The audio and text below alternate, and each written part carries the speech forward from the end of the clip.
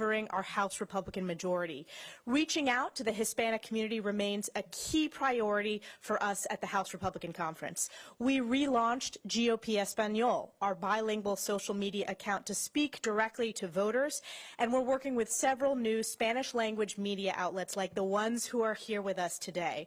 For too long, Democrats believe that they own the Hispanic vote, but they are losing ground as every day goes by with Hispanic voters. In contrast, it's Republicans we have listened to and prioritized addressing the key issues that hardworking families across America care about, including skyrocketing crime, border security, education, and inflation. House Republicans have hit the ground running, implementing our commitment to America. We will continue our efforts to deliver on an economy that's strong, a nation that's safe, a future that's built upon freedom, and a government that's accountable to we the people. And momentum is truly on our side. I'm looking forward to turning this over to our Spanish-speaking members. We have the highest number of Hispanic members ever in this new House Republican majority. You'll see freshman members and more seasoned senior members who have been here for quite some time. They'll be doing this press conference in English and in Spanish. I have to go do another event for the conference, so I'm leaving you with good hands. And then after they each speak, they'll be happy to take questions. So thank you very much. I'm excited to turn it over to Mario Diaz-Balart. Thank you. Thank you, Elise. Thank you so much. Muy buenos días. ¿Cómo están? First, welcome all of you from other parts, including D.C., to the free state of Florida. Look, House Republicans are committed to a future that's based and built on freedom, And that includes protecting free speech, making sure that those big tech companies cannot censor people just because they disagree with your point of view, making sure that the parents control the future of their children, including the education of their children, protecting their rights to be involved in their children's education, making sure that health care is affordable, and we do that through competition and transparency, not through government control and bureaucracy. Fighting against socialism across the planet, including, by the way, here in the United States, and staying and sticking with our allies and supporting our allies and confronting the enemies of freedom around the planet. That is what the Republicans stand for. And no better example of how those policies work than the great state of Florida, the free state of Florida that has become a shining beacon for the world and for the country. And people are voting with their feet, coming to Florida precisely because of the policies of freedom that have ensured prosperity and freedom for all in this great state. Gracias a todos ustedes por estar acá. Es un privilegio y un honor poder participar con ustedes hoy.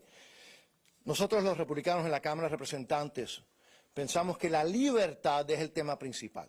Eso es lo que garantiza la prosperidad de nuestros hijos, de nuestro futuro.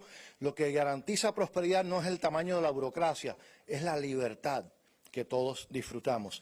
Y mejor ejemplo que el estado de Florida no existe a través de la nación. La razón que todo el mundo se quiere mudar a Florida ahora es precisamente por esa política de libertad, no de burocracia, no de gobierno, pero de libertad. Garantizar que los padres y las madres sean los que decidan el futuro de sus hijos, no la burocracia. Garantizar que no haya censura de parte de las compañías estas enormes de tecnología. Garantizar y hacer que el costo del cuidado médico sea accesible para todos. Y eso se hace no con crear más burocracia, más gobierno, pero por libertad, transparencia, competencia. Así que nosotros sabemos que lo que funciona es la política de la libertad, no de la burocracia y del socialismo. Pero también enfrentarse a los enemigos de la libertad y de los Estados Unidos a través de todo el mundo. No solamente a través de todo el mundo, pero particularmente en este hemisferio. Y apoyar a nuestros aliados, a nuestros fuertes aliados. Eso es lo que es ser republicano. Eso es lo que garantiza la prosperidad. La libertad es lo que garantiza la prosperidad y eso es lo que los republicanos pensamos y lo que yo creo que define al Partido Republicano. Ahora es un privilegio, my great pleasure to introduce a dear friend of mine who I sometimes don't know if I should call him congressman, mayor, but I know that the one that he's probably most proud of is chief, fire chief. my dear friend and colleague, Carlos Jimenez. Thank you. Thank you, Mario. Chief. Thank you, Mario. And as you can see, Mario and I are pretty happy people. We're pretty happy people because we live in this great state of Florida, right? The free state of Florida. And so I want to, all of you that came from somewhere else, welcome. Welcome to our beautiful state. And I hope you're having a great time. And Mario spoke about freedom, and I'll be speaking a little bit about something else, which is our commitment to America. The Republican commitment to America also includes an economy that's strong. And we will do that by fighting inflation and lowering the cost of living, by stopping the reckless spending of this administration, the Biden administration, and the Democrats, trillions and trillions of dollars that have led directly to inflation, which we told them was going to lead to inflation, but they said, don't worry, it's only going to be transitory. Well, it's not transitory, is it? We're here with inflation. It's a tax. It's a tax on everybody, but it's also a tax that really hurts the poor and the middle class the most. And we Republicans are totally against that. We will also secure a better economy by making America energy independent and reducing gas prices. Again, the Biden administration, their disastrous energy policies, destroying our energy, the ability of America to not only be energy independent, but energy dominant. Is something that, quite frankly, I just don't understand, and I don't think a lot of Americans understand that either. And then finally, we will secure our supply chain and end our dependence on China. We need to bring back our supply chains back to the United States or back to the Americas so that what happened during COVID-19 will never, ever happen again. Never, ever should we be dependent on a foreign adversary. And believe me, it's a foreign adversary. For our supply chains, for our medicines, for all the goods that we use, daily. We can bring back those industries to America, create better jobs here in America, but also those industries that can't return to America can also return to Central and South America and then better their quality of living, which is something that we are prepared to do, and something that we are prepared with legislation to bring our supply chain back to America and nearshore it also in Central and South America to improve their quality of life to our neighbors, which, by the way, I believe the United States has for far too long ignored or not given as much attention as they rightly deserve to our own neighborhood, to our own hemisphere, the people of Central and South America, our neighbors, and it's also our duty to see what we can do to improve their quality of life.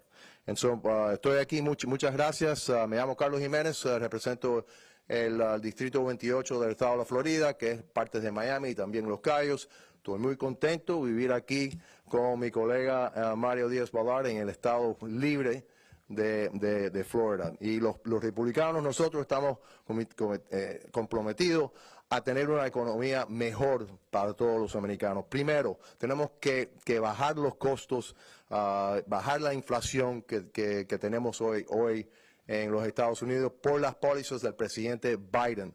El mal gasto del dinero del contribuyente, trillones y trillones de dólares que se han malgastado, trillones de dólares que hemos aumentado la deuda nacional de los Estados Unidos, que está haciendo ¿qué? Estamos robando el futuro de nuestros niños y nuestros nietos. Eso es muy simple. Le estamos robando a ellos su futuro, la capacidad de ellos tener el dinero necesario para sus programas que ellos necesitan en el futuro. Eso es lo que estamos haciendo hoy. Y eso es lo que está haciendo el presidente Biden hoy, los demócratas. Segundo, tenemos que bajar los precios de la gasolina. Tenemos que no ser dependientes de nadie en lo que es la gasolina y energía. Nosotros no solamente podemos ser dominantes o independientes en gasolina y energía, podemos ser dominantes en el mundo. Y esta administración está tratando de matar la industria petrolera aquí en los Estados Unidos. Y finalmente, tenemos que fortalecer nuestra cadena de suministros y terminar nuestra dependencia del Partido Comunista de China. Y muchos de los proyectos que tenemos aquí y que vamos a introducir en el Congreso es para devolver las industrias que tenemos, muchas industrias, demasiadas industrias en China, devolverlas a los Estados Unidos, y si no a los Estados Unidos, aquí en nuestro hemisferio, para ayudar a nuestros vecinos con mejores trabajos y aumentar la calidad de vida de nuestros vecinos. Por muchos años, demasiados años, hemos ignorado, no hemos dado mucha atención a nuestro vecindario, a nuestros nuestros vecinos, y es nuestro deber ayudarlos a ellos para aumentar su calidad de vida. Ahora es un placer para introducir a la representante de Texas, Mónica de la Cruz. It's my pleasure now to introduce Texas 21, a new member of Congress and a great member of Congress, Mónica de la Cruz.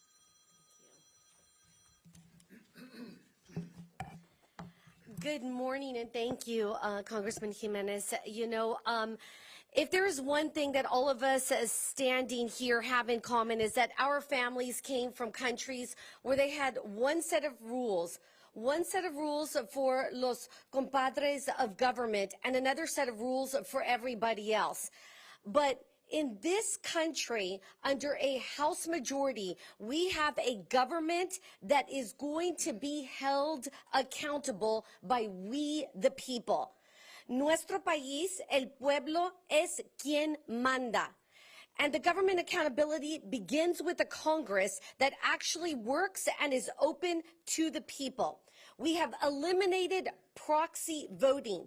Now, just like any other job, members of Congress have to show up to work in person.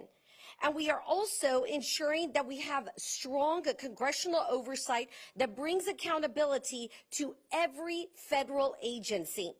All Americans, and particularly Hispanics, understand that government must be transparent. And our communities understand this. Look, they are tired of the double standards and the hidden agendas of the Biden administration on everything from its failure to secure the border, record inflation, and the blatant incompetence of the Department of Transportation to the latest effort to impose radical gender ideology on our children. Last week, we saw that there were hearings from Homeland Security in McAllen, Texas, Texas 15, my district, where the chief of Border Patrol said that our border is not operationally secure. This is what the American people have seen over the last 2 years of the Biden administration, and it is certainly something that the people in South Texas know and understand. This is not acceptable. This is why in my county that is a large part Hispanic, over 80% Hispanic, did we see in 2016 in the county of Hidalgo, where Hillary Clinton won by close to 40%, in 2022, we saw a close to 30% swing towards the Republicans. Why? Because Hispanics are common sense voters, and we are taking notice. That's why Republicans have made record gains, like I just told you about, in our communities, and we're going to continue to build upon that. Now, I'm going to hand this off to my fellow freshman here, my colleague, Mr. Congressman Juan Ciscamonte, who's going to talk about how we're going to keep our nation safe and secure. Thank you.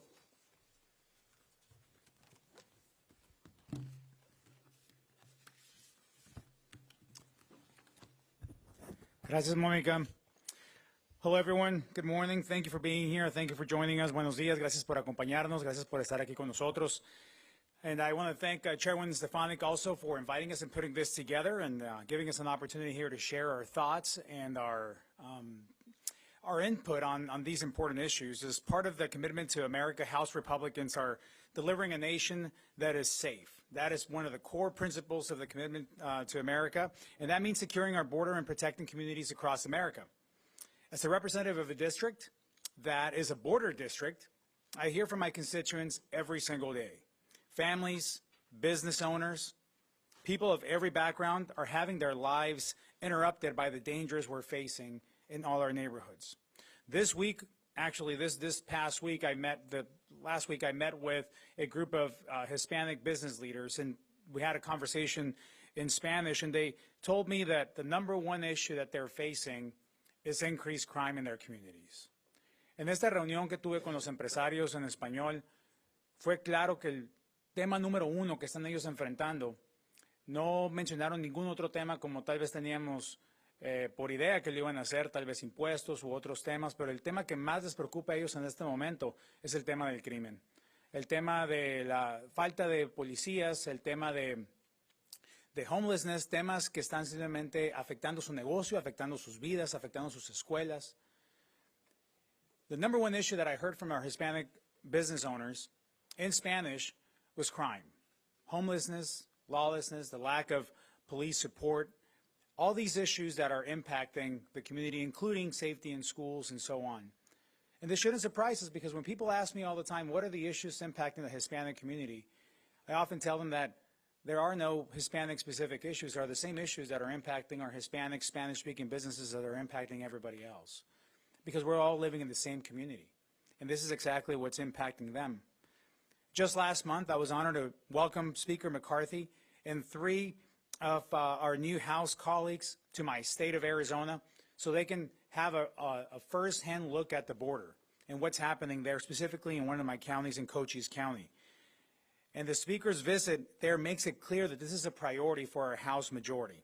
And I'm confident that with Speaker McCarthy and our House colleagues, what they heard and what they saw, they left with a lasting impression, and as we look to tackle and find solutions to these pressing issues. Now listen, what we have at the southern border right now in terms of security is a crisis. Make no mistake about it. That's exactly what it is. Lo que tenemos en la frontera del sur ahorita es una crisis en el lado de la seguridad. It's also important to note that when we talk border security, that's different than when we talk trade and commerce, and it's different than when we talk immigration. We sometimes start mixing these 3 different buckets of border issues. And I come from an area, by living on the border, that we can easily differentiate between when we're talking trade and commerce, when we're talking immigration policy, and when we're talking border security. So this crisis that we're facing is in the area of border security. And it's not just us saying it, it's the actual Border Patrol and the chiefs saying this as well. Just look at the numbers. In drug seizures, gotaways, and migrant deaths as well. That's one issue that we don't talk about often. The humanitarian piece, every record has been broken on the security side, but including migrant deaths. And that's a tragedy that we should be focusing on as well. They're all historic numbers, and our Border Patrol is overwhelmed, and they don't feel the support.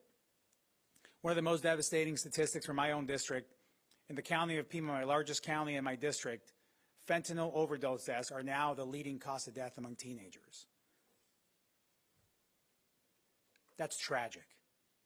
And as a parent of 6 myself, this is the kind of issue that keeps you up at night.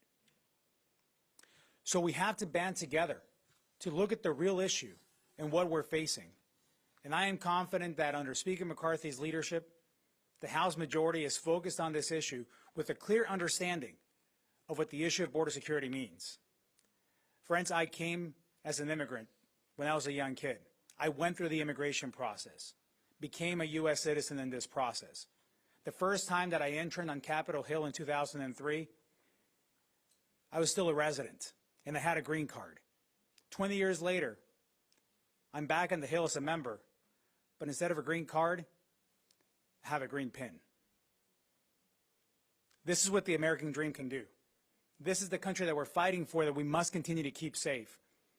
But these policies of ignoring the situation at the border are putting the American dream more out of reach for more people by attacking our safety. Necesitamos seguir luchando por el sueño americano, que le ha dado la oportunidad a tantos de nosotros de estar en este país y poder perseguir nuestros sueños. Como yo, como un emigrante que vino a este país como un niño, en el 2003, aún en mi pasantía en el Capitolio, todavía era residente con mi green card, y ahora 20 años después soy miembro del Congreso como ciudadano de Estados Unidos. Solamente este país da las oportunidades que acabo de describir. Y estoy orgulloso de ser un congresista y de defender a toda la población y de seguir dando prioridad a los temas que son importantes. Muchas gracias. Y ahora, de vuelta, el congresista Mario Díaz-Balart.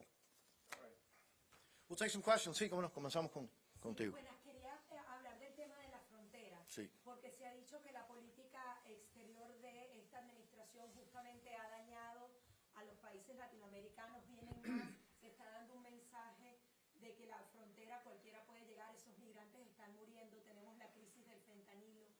¿Cómo pueden hacer a través del Congreso para hablar de temas como la reforma del asilo, lo que se aplicaba en la administración Donald Trump es la que se sigue aplicando, el título 42 está por vencer? ¿Qué respuesta le pueden dar? Y otro tópico rapidito, se dice que la investigación al presidente Donald Trump se parece a lo que ha pasado en algunos países latinoamericanos, donde los adversarios políticos son perseguidos a través del sistema judicial. Okay, so the first one in English is it appears that what's happening to Donald Trump and the supposed indictment that's coming maybe tomorrow. The question was, could it be somewhat political? So I'll answer that first. Maybe somebody else can come in. Okay. Yes, it seems rather political. Here we have a DA that is used to taking felonies and reducing them to misdemeanors, and then we have a non-crime being elevated to a felony. Yeah, it seems to be very political. Somebody who was backed by George Soros. So all of that is very suspect. And also, he is taking up he's going to be indicting the president, former president, on something that other prosecutors have been looking at for years, something that happened apparently back to 2016, 7 years ago. So the statute of limitations is over. There's no indication, well, he can't really use federal law because he's a state prosecutor. He can't prosecute federal crimes supposedly. So we need to see what the indictment's all about, but it certainly smells like it's political. Así en español tenemos un fiscal que todos los días baja felonías a delitos y ahora ha elevado un non delito a una felonía. Y es alguien que tuvo el apoyo de George Soros. Y parece todo que esto es político. Y eso es lamentable que eso pase y suceda aquí en los Estados Unidos. And again, eso es como en países de Latinoamérica. Así que, another thing that I didn't say, and that is a travesty if it is a political witch hunt, it's a travesty it's happening here in the United States because that's what happens in third world countries. Is that what we're getting? Is that what we're converting into? And so, no. And so, I think Speaker McCarthy and the entire Republican conference is very disturbed by this, and if we do think that it's political, and we need to do something about it. Now, your first question on the border. I'm part of the Homeland Security Committee. We were down in Texas in McAllen last week. We had a hearing. No Democrat showed up. A hearing, an official hearing. No Democrat showed up. Why? Because they were going to get embarrassed. Why? Because their entire narrative as to why that border is not secure was blown up right in their face. Because the chief of the Customs and Border Protection Agency, the chief, the head person, the head administrator, outside of the secretary, which is a political office, right, said that we do not have control of 5 of the 9 sectors on our southern border. Admitted it. After 2 years of the Secretary of Homeland Security saying that, well, no, we have complete control of our borders. Well, I guess we would all agree with that if we were blind, but we're not. We can see with our 2 eyes what's going on at the border. And then not only is that a travesty because so many migrants have died, record number of migrants have died trying to make that crossing, but also those migrants, many of those migrants are held in this country as indentured servants, modern-day slavery, in order to pay the debt that they have to pay to the cartels, that they have to pay in order to cross the border. And those cartels are making over $1 billion a month, $1 billion a month, which then finances their ability to create the drugs that are killing our children and our young people at a rate of over 100,000 a year. Though the chemical precursors, the chemicals that they need to make those drugs are coming from China, our adversary, and this administration does nothing about it. The first job of government is to protect its people, and this administration is failing miserably at it. En español, nosotros tuvimos una reunión en McAllen, Texas, la semana pasada, cuando ningún demócrata que era una reunión oficial, un hearing oficial, ninguno de ellos estuvieron ahí. No estaban cumpliendo con su deber. ¿Por qué? Porque iban a escuchar cosas que son en contra de lo que ellos están diciendo. Ellos están diciendo que los agentes de Customs and Border Patrol necesitan más recursos, necesitan más agentes, más cosas, más tecnología para parar lo que está sucediendo en la frontera. Pero el testigo del jefe dijo 2 cosas. Primero, que no tenía control de 5 de los 9 sectores de la frontera. Y segundo, que de verdad la causa principal por qué tenemos esta crisis en la frontera es por las pólizas del presidente Biden, que la cambió el primer día que tomó posesión de la presidencia. Y eso es lo que ha causado esta crisis. Y por eso tenemos números récord de inmigrantes que se están muriendo en la frontera. Y también muchos de esos inmigrantes le tienen que pagar, tienen que estar aquí sirviendo a los carteles porque le tienen que pagar la deuda que le deben los carteles por el pasaje para los Estados Unidos. Y los carteles están ganando más de $1.000 millones al mes, que está financiando su esfuerzo también para la producción de las drogas que nos están matando aquí a nosotros en los Estados Unidos. Eso es un fracaso completamente. El deber del presidente Biden, el deber de todos nosotros es la protección de nuestros ciudadanos. Y esta administración ha sido un fracaso en eso. Gracias. Usted es un padre de 6 hijos. Las mujeres hispanas comprenden el 20% del aborto en este país. Pero los hispanos también estamos en contra, por lo menos, restricción de abortos. El Congreso 118 ha aprobado el antiinfanticidio, ¿no? Antiinfanticidio, la ley. Ningún demócrata votó a favor de eso. ¿Estaría trabajando este Congreso para aprobar algún tipo de ley federal como lo propone Lindsey Graham, de un límite de 15 semanas? Pues mira, con respecto a lo del aborto, es un tema muy sensible, es un tema que tenemos que tratarlo con mucha sensibilidad. Soy padre de 6, como mencionas, 3 de ellas son niñas, tengo 3 hombres, 3 mujeres. Quiero que mis hijas crezcan en un país donde tienen la decisión propia de poder decidir acerca de su propia salud, y es lo que queremos apoyar. Al mismo tiempo, no apoyo yo medidas extremas como lo que se ha propuesto por varios demócratas en el sentido de el aborto hasta el 9º mes, por ejemplo. Eso pasa cualquier tipo de razonamiento razonable, pienso yo. Todos queremos que haya opciones para poder proteger y darle prioridad a la salud de las mujeres. Como te digo, mi mamá, mi esposa, mis 3 hijas, tengo 2 hermanas. Estoy 100% dedicado a que eso suceda. La medida que tú mencionas es una medida precisamente en contra del infanticidio, en el que si un bebé nace prematuro por medio de un aborto atentado, que se tenga que darle la salud y el cuidado que se le diera a cualquier otra persona a ese bebé.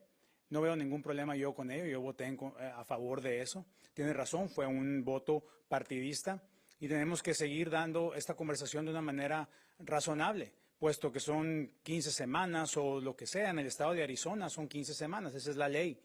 Y como miembro del gobierno tenemos que dedicarnos y ejercer la ley. Entonces, lo que sea la ley en el estado de Arizona, que ahora está a nivel estado donde debe de estar, es donde voy a seguir yo apoyando la ley que sea en mi propio estado. Let's go to the back here and then we'll see.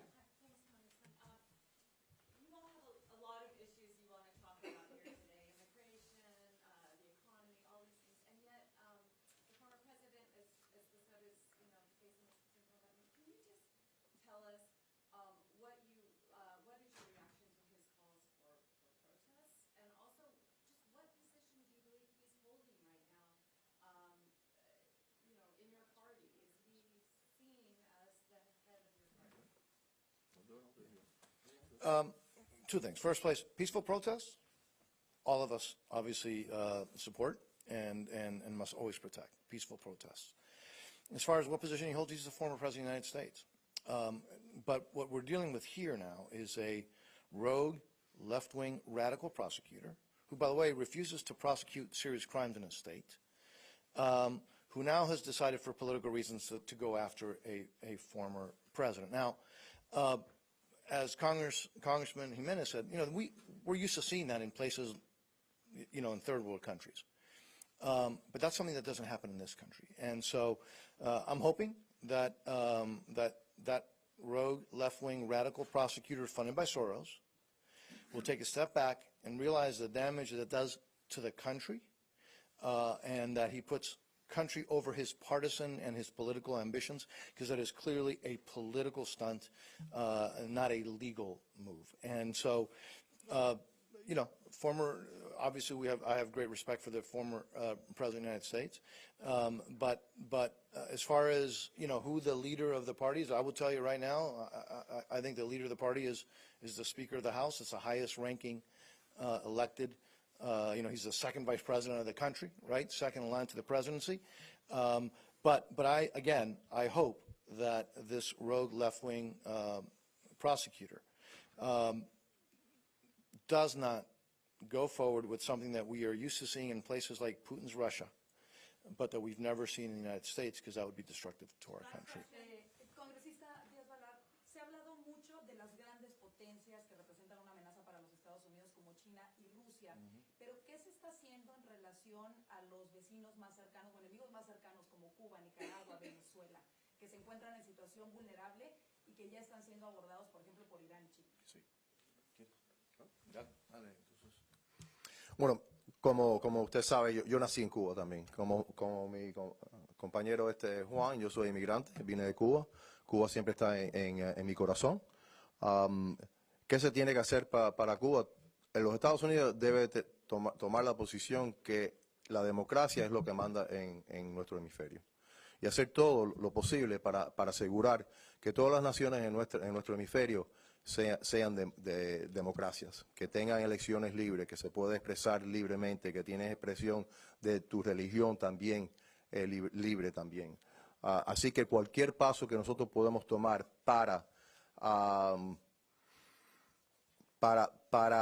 ver una Cuba, una Nicaragua, una Venezuela libre y democrática, tenemos que tomar esos pasos. No estoy hablando de fuerza armada, pero estamos hablando de todos los pasos necesarios para que también que esos ciudadanos que viven en esos países, que deben de tener esos derechos, que los Estados Unidos tienen que hacer todo lo posible para darles esos derechos, para que ellos puedan entonces tener su libertad. ¿Y qué es hacer todo lo posible? Todo posible, ¿verdad?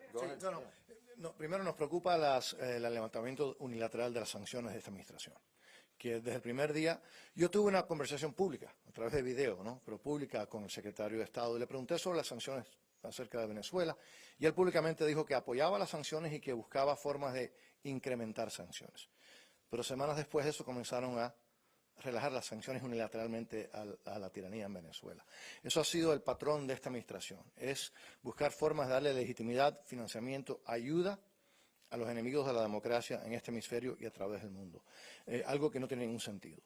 Por lo tanto, nosotros en el Congreso apoyamos no solamente no relajar sanciones, incrementar la presión diplomática, económica, en todo sentido, y no solamente presionando a esas dictaduras, pero también presionando a nuestros aliados a través del mundo, que se unan a la causa de la libertad. Y seguimos en eso, pero desafortunadamente en la Casa Blanca tenemos un presidente que parece empecinado en ayudar a los enemigos de la democracia y los enemigos de los Estados Unidos, no solamente en este hemisferio, y a presionar a los aliados de la democracia y de los Estados Unidos.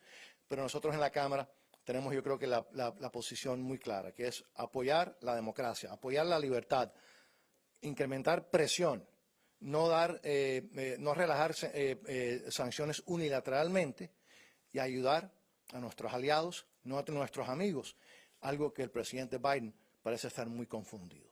Muchísimas gracias. Thank you all very much. Thank you. Spend lots of money while you're here.